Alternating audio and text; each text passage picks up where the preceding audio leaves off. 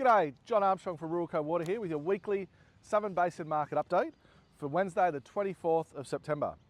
Well, as always we start with storages.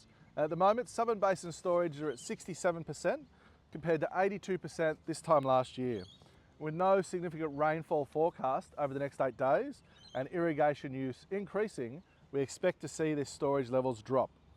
MDBA have reported that they're utilising water out of the Darling and those flows coming into Menindee and conserving water in Murray storages at the moment to ensure that there is longer supply through this season and into next.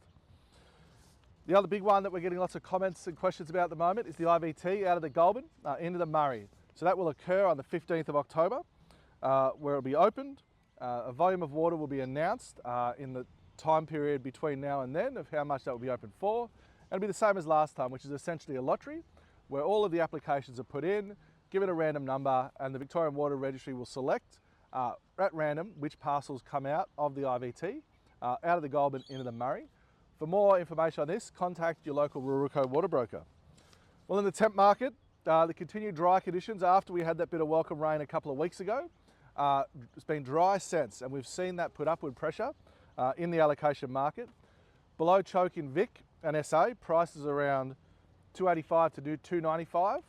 And in New South Wales, that's around 280 to 290. And these prices are slowly firming and looking to move up as more buyers enter the market and use up that supply that's available.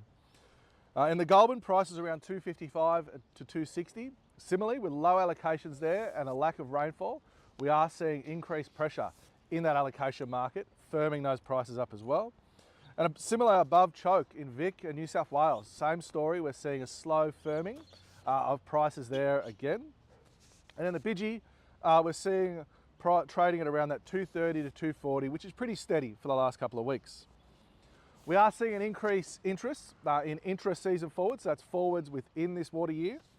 We're seeing water users opting to hedge their risk by buying a forward for later in the season at a price. And we're observing prices in zone 11 and 7 at around $350 a meg for forwards delivered later this season.